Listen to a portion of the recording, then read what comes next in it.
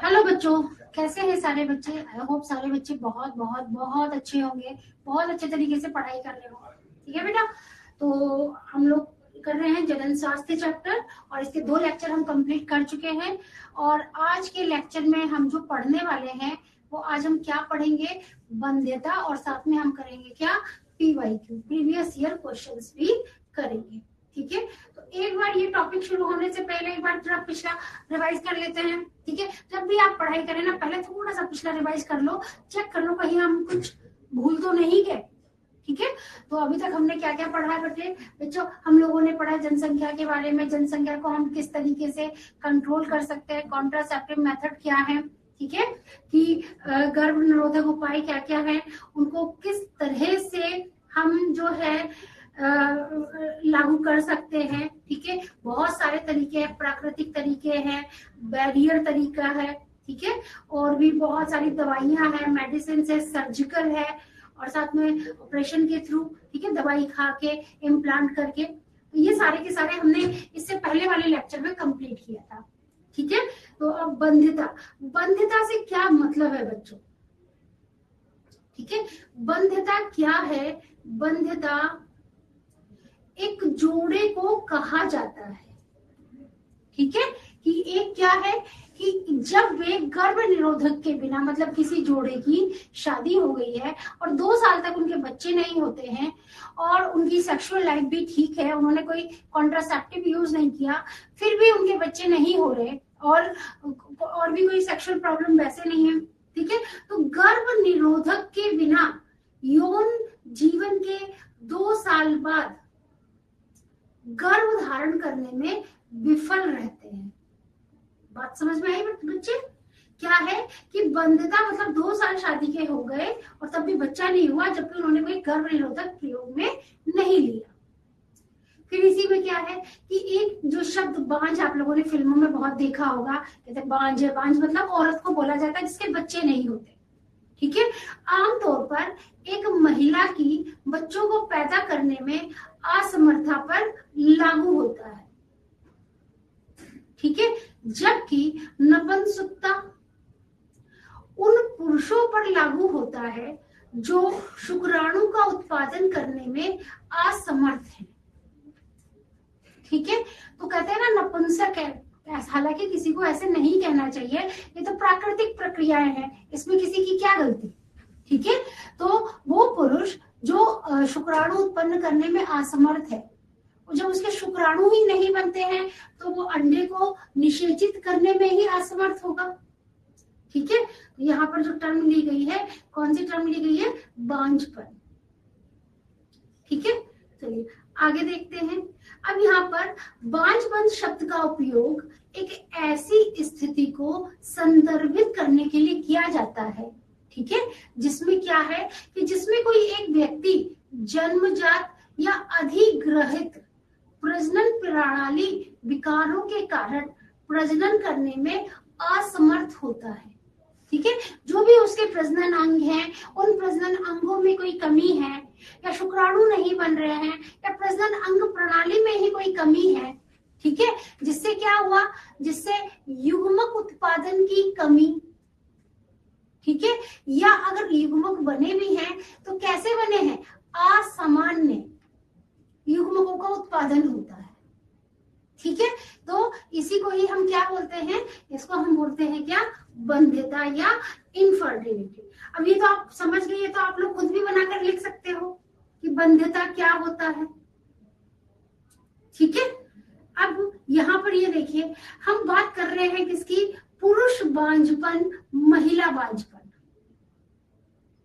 ठीक है, पुरुष बांझपन और महिला बांझपन की हम बात कर रहे हैं। क्या है इसका मतलब कि भारतवर्ष में, ठीक है, भारतवर्ष में देखिए कि प्राय दंपतियों में बच्चा ना होने का दोष किसको दिया जाता है, स्त्रियों को ही दिया जाता है, कि यही है जिसके बच्चे नहीं हो रहे, पुरुषों को कोई नहीं देता, जबकि सच में ऐसा नहीं है। ठीक है, ये प्रॉब्लम पुरुष में भी हो सकती है। ठीक है, तो विशिष्ट स्वास्थ्य सेवा इकाइयां ठीक है। वंध्यता क्लिनिक नैदानिक जांच में सहायक हो सकती है। और इसमें क्या करना है कि इसमें विकारों जो कमियां हैं उनका उपचार किया जाता है और दंपतियों को क्या किया जाता है, बच्चा पैदा करने में मदद दी जाती है। ठीक है, इतनी बात समझ में आई कि इनमें से कुछ विकारों का उपचार करके दंपतियों को बच्चा पैदा करने में मदद दे सकती है। ठीक है, तो यहाँ पे देखिए सेवा इकाइयां नैदानिक जांच में सहायक होती है और कुछ अगर कोई कमी है तो उसका क्या करा, उसका उपचार किया। फिर उसके बाद क्या करा, दंपतियों को बच्चा पैदा करने में, तो जो दंपति जो बच्चे की बहुत इच्छुक है उनको बच्चा हो सकता है। ठीक है, अब देखिए यहाँ पे क्या है कि इन विट्रो फर्टिलाइजेशन, हम 1 पॉइंट देख रहे हैं क्या, पात्रे निषेचन, आईवीएफ, अर्थात शरीर से बाहर। ठीक है, कि शरीर के अंदर जैसी कंडीशन है वैसी ही कंडीशन क्या की, शरीर से बाहर। ठीक है, लगभग शरीर के भीतर जैसी स्थितियों में निषेचन के द्वारा, ठीक है, भ्रूण स्थानांतरण होता है। ठीक है, क्या बात समझ में आई यहाँ पर कि इन विट्रो फर्टिलाइजेशन मतलब शरीर से बाहर क्या है, शरीर के बाहर एक ऐसी एनवायरनमेंट बना लिया गया जो शरीर के अंदर जैसा है। ठीक है, और उसमें क्या करा, निषेचन के द्वारा उसमें क्या कराया गया, निषेचन कराया गया।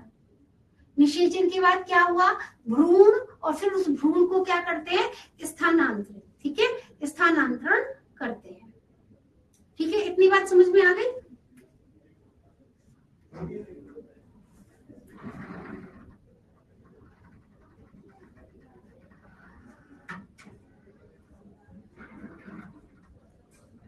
ठीक है, चलिए अब इस विधि में जिसे लोकप्रिय रूप से हम क्या बोलते हैं बच्चों, टेस्ट ट्यूब बेबी। ठीक है, क्या हम इसको कह रहे हैं, टेस्ट ट्यूब बेबी कार्यक्रम के नाम से इसको जाना जाता है। ठीक है, इसका मतलब आप ये मत समझना टेस्ट ट्यूब बेबी का मतलब है कि टेस्ट ट्यूब के अंदर बच्चा पैदा हो रहा है, नहीं। ठीक है, तो क्या है, टेस्ट ट्यूब कार्यक्रम के नाम से जाना जाता है।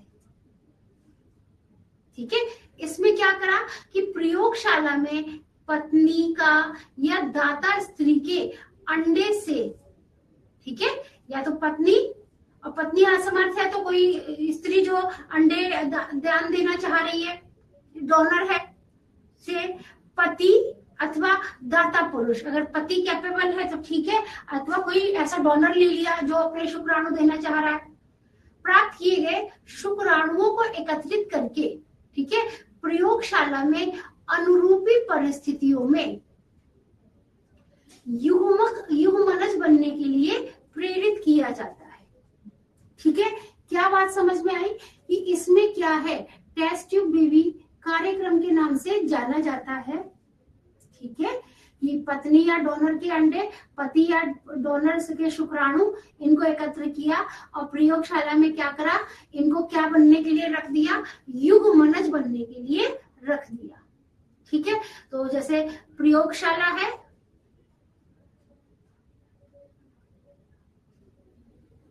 ठीक है, अब इसमें क्या लिया, अंडा प्लस शुक्राणु। ठीक है, अंडा प्लस शुक्राणु, और इनको आपस में मिला दिया। ठीक है, और मिलाने के बाद में क्या बनाया यहाँ पे, युग्मनज। ठीक है, और फिर युग्मनज बनने के लिए प्रयोग कर देते हैं, कहां पर, प्रयोगशाला में। ठीक है बच्चों, अब इसके बाद क्या है,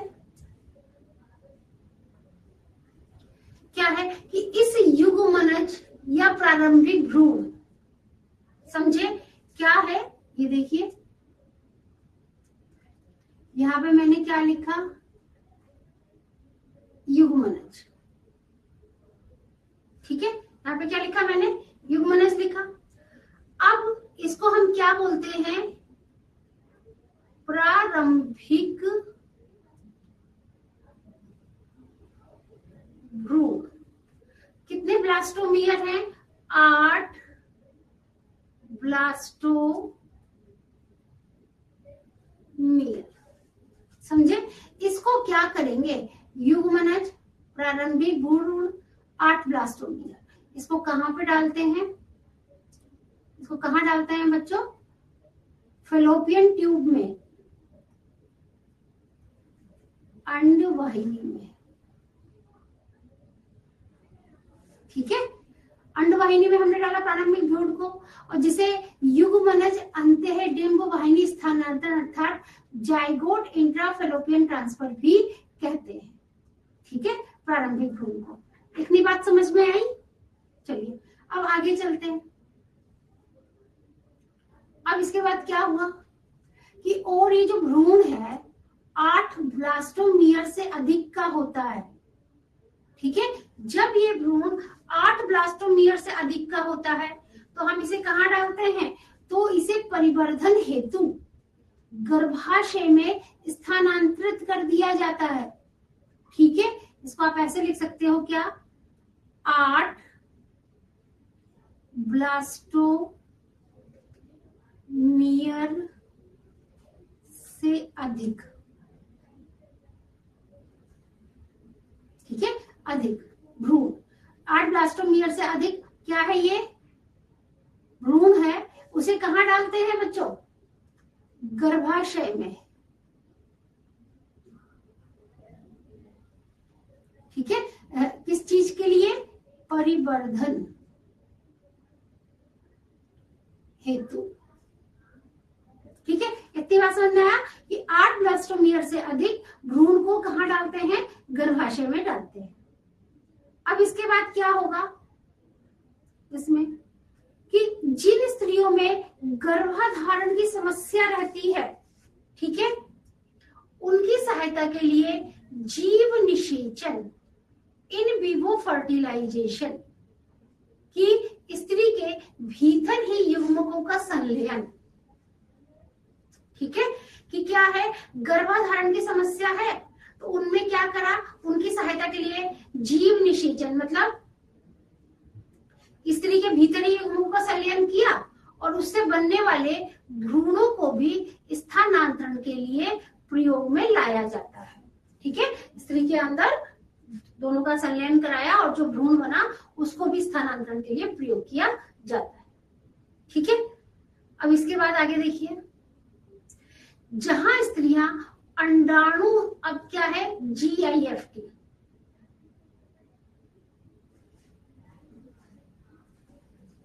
ठीक है, GIFT क्या है कि देखिए कि जहां स्त्रियां अंडाणु उत्पन्न नहीं कर सकती।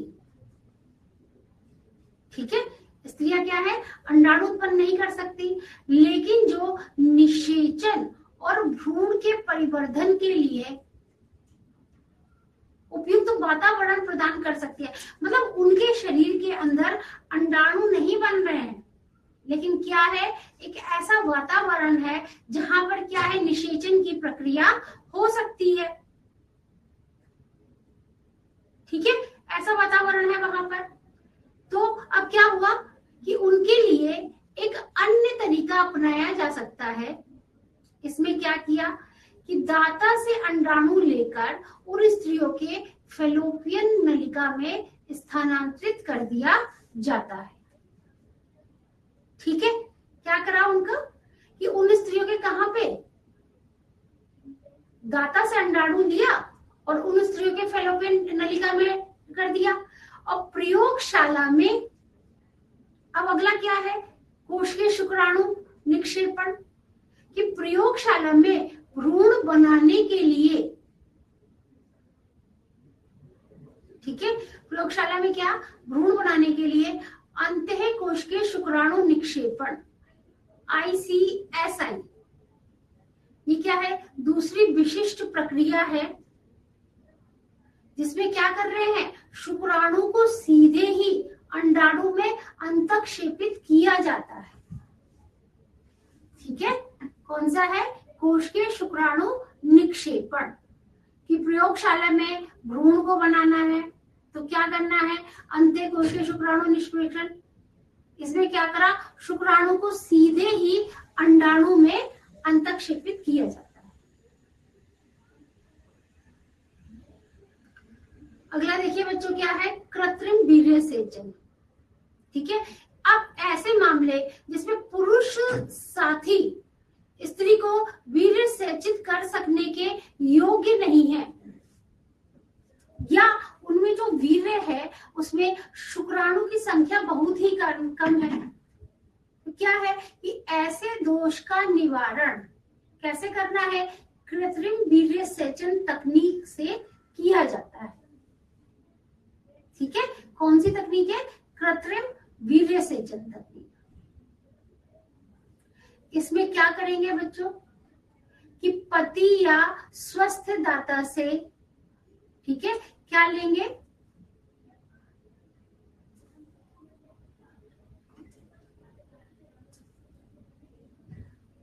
क्या लेंगे बेटा, शुक्राणु लेकर कृत्रिम रूप से या तो स्त्री की योनि में, ठीक है, कहां पर बच्चों, या तो स्त्री की योनि में अथवा उसके गर्भाशय में प्रविष्ट किया जाता है।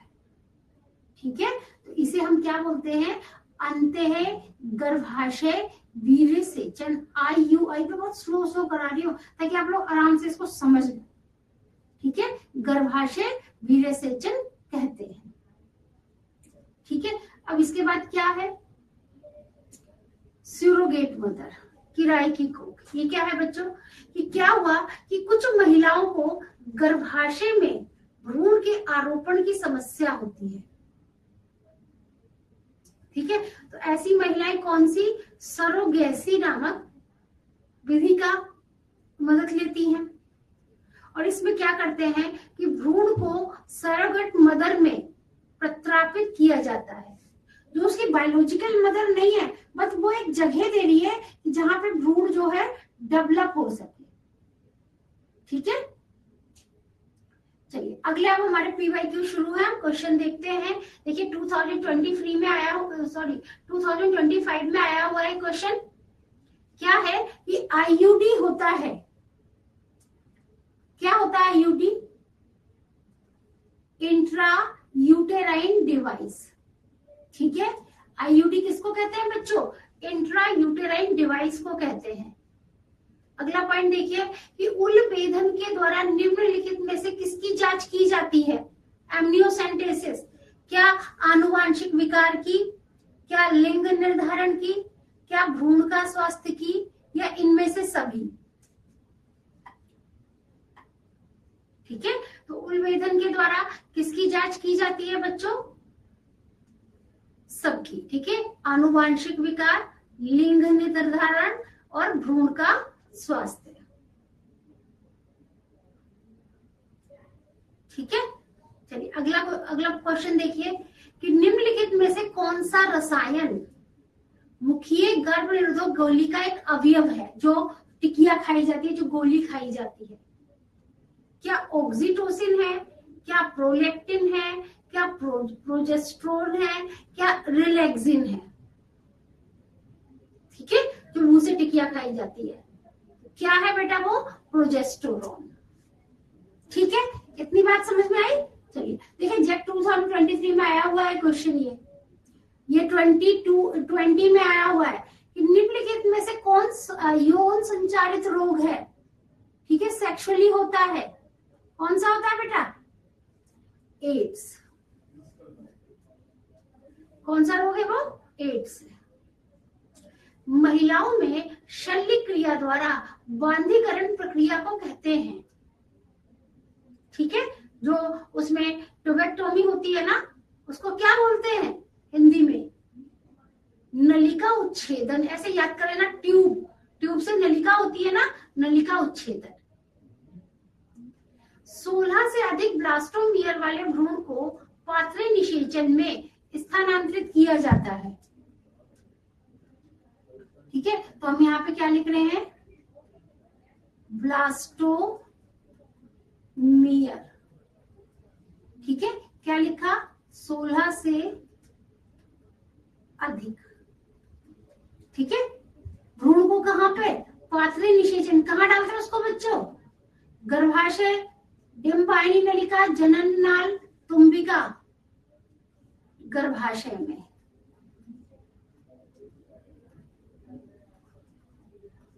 ठीक है, चलिए अगला क्वेश्चन देखिए, पुरुष नसबंदी किसकी सर्जिकल कटिंग है? ठीक है, पुरुष नसबंदी। तो अभी क्या महिला पढ़ी थी हमने, नलिका वाला, वेस्कोटॉमी बोलते हैं। तो शुक्रवाहक, क्या होगा ये? शुक्रवाहक। महिलाओं में क्या बच्चों, कोपर्टिको सबसे प्रभावी और लोकप्रिय इंट्रा गर्भाशय उपकरण बनाने का मुख्य कारण। ठीक है, कि क्या है, कॉपर्टी क्या है, सुना होगा कॉपर्टी का नाम बहुत ज्यादा। तो ये क्या है, इसमें ऐसा क्या है? ठीक है, कि ये शुक्राणु जुआ को निषेचन क्षमता में कमी। ठीक है, शुक्राणु की। फिर क्या है नेक्स्ट, तांबे के आयन की रिहाई के कारण स्पर्मेटोजोआ को खा जाते हैं। शुक्राणु की गति, मतलब शुक्राणु को हर तरीके से बर्बाद कर देते हैं। ठीक है, इसको सही कर लेते हैं। शुक्राणु जुआ। अगला क्वेश्चन देखिए, अगला क्वेश्चन क्या है कि टेस्ट ट्यूब बेबी के उत्पादन में क्या है, टेस्ट ट्यूब बेबी में ऐसा क्या होता है? निषेचन बाहरी है और भ्रूण गठन आंतरिक है। ठीक है, निषेचन बाहर कर रहा है शुक्राणु और अंडाणु का, और डेवलपमेंट कहाँ हुआ? फीमेल के शरीर के अंदर। निरोध क्या है? पुरुष कॉन्डम का एक लोकप्रिय ब्रांड है। ठीक है, अगला question, central drug research institute स्थित है, ये तो सबको पता होगा। कहां पर है बच्चों? लखनऊ में। अब अगला क्वेश्चन देखिए, 2023 में आया है कि एमनियोसेंटेसिस क्या है, इसका उपयोग लिखिए। तो बच्चों एक प्रसव पूर्व परीक्षण प्रक्रिया है जो आमतौर पर गर्भावस्था के दूसरे या तीसरे तिमाही के दौरान की जाती है प्रेगनेंसी में, और ये कुछ गुणसूत्रों की स्थितियों जैसे डाउन सिंड्रोम, आनुवांशिक स्थितियों का निदान कर सकता है, पता लगा सकता है। सिस्टिक फाइब्रोसिस का ZIFT का full form zygote intra fallopian transfer. ठीक है, इतनी बात सबको समझ में आई?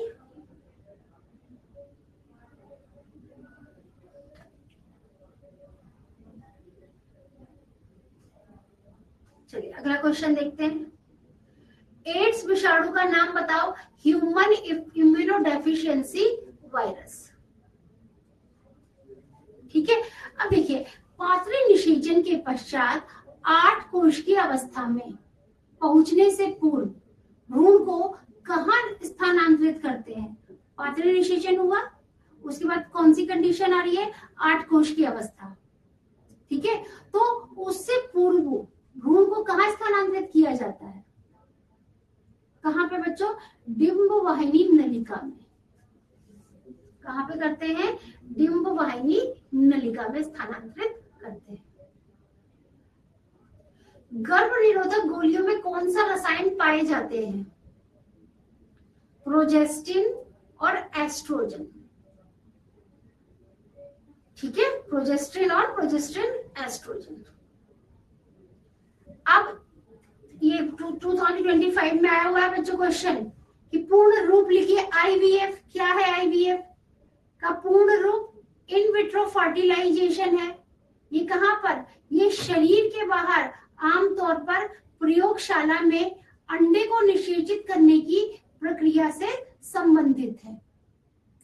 दूसरा क्या है? एमटीपी।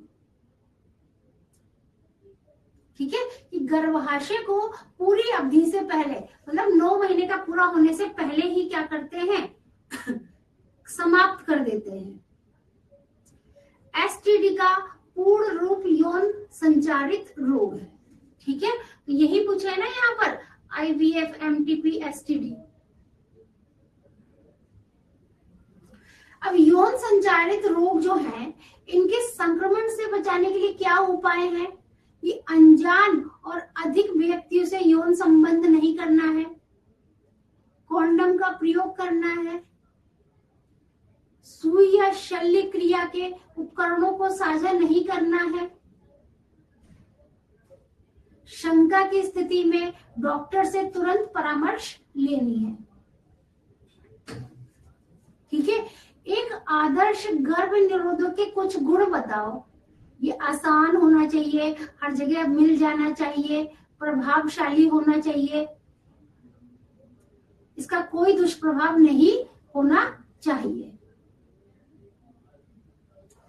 किन परिस्थितियों में गर्भाधारण के चिकित्सीय समापन का परामर्श दिया जाता है? शिशु किसी असाध्य रोग से पीड़ित है, गर्भ अवांछित है, यदि गर्भ माता शिशु और दोनों के लिए नुकसानदायक है, मतलब बच्चे को कोई बीमारी है, अनवांटेड प्रेगनेंसी है, चाहते नहीं थे फिर भी प्रेगनेंसी हो गई। ठीक है, अगला क्वेश्चन देखिए कि बंध्यता क्या है, क्या कारण है? सहायक जनन प्रौद्योगिकी एक बंधे दंपति को संतान प्राप्ति के लिए कैसे सहायता करती है? तो बंध्यता क्या है बच्चों? कि वह स्थिति जिसमें 2 वर्षों के उन्मुक्त एवं असुरक्षित सहवास के पश्चात भी, इतना करने के बाद भी क्या है कि उनके संतान नहीं होती। और सहायक जनन प्रौद्योगिकी क्या है? कि वह तकनीक जो बंधे दंपतियों को संतान प्राप्त करने के लिए सहायक करती है। टेस्ट ट्यूब बेबी क्या है बच्चों? कि इसमें अंडे के पात्र निषेचन के पश्चात, अंडे का निषेचन हो गया, 8 या उससे अधिक कोश की अवस्था में, 8 से या ज्यादा, कहाँ डाल रहे हैं उसको? मादा के गर्भाशय में। और इस प्रक्रिया में मादा के जनन काल से अनिषेचित अंडे को निकाल लिया जाता है और मादा के बाहर एक कल्चर माध्यम में शुक्राणु के साथ निषेचन कराया जाता है और युग्मनज का निर्माण होता है।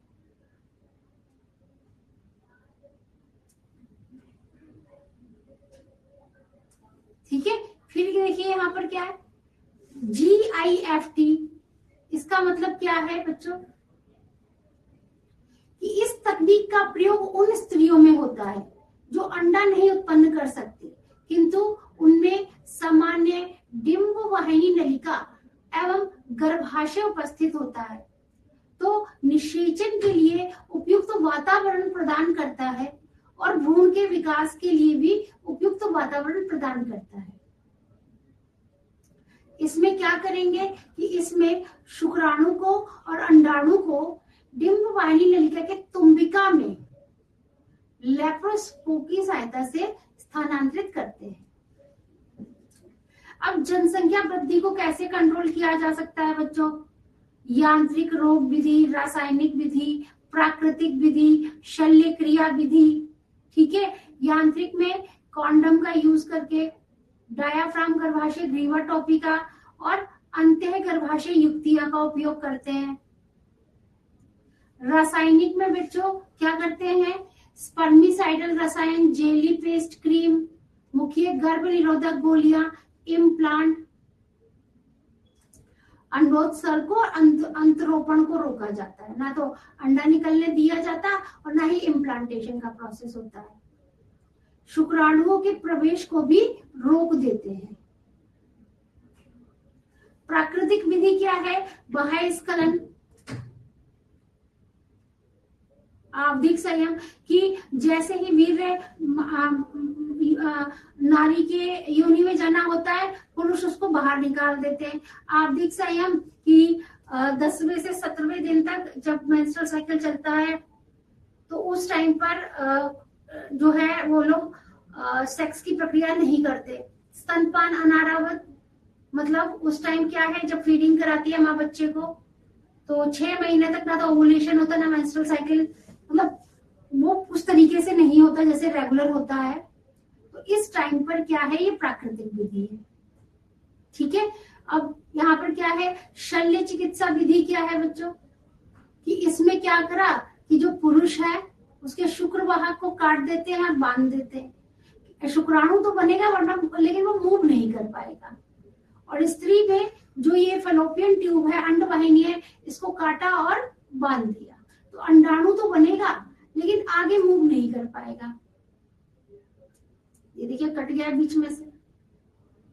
ठीक है, आई होप सबको समझ में आया होगा आज का लेक्चर। फिर भी कोई डाउट है तो बच्चों कमेंट करके जरूर बताइएगा। ठीक है, हमारा फिलो ऐप आप डाउनलोड कर लीजिए और आपको सब्जेक्ट से रिलेटेड या किसी और सब्जेक्ट से रिलेटेड कोई भी प्रॉब्लम है, आप विद इन 60 सेकेंड आप अपने टीचर से कनेक्ट कर सकते हैं, उनसे क्वेश्चन पूछ सकते हैं। हमारे चैनल को लाइक करें, सब्सक्राइब करें, शेयर करें, ताकि आगे आने वाली सारी अपडेटेड वीडियो आपको टाइम टू टाइम मिलती रहे। ठीक है, तो चलिए अब नेक्स्ट चैप्टर में मिलते हैं, सॉरी नेक्स्ट क्लास में मिलते हैं अगले चैप्टर के साथ। Bye everyone.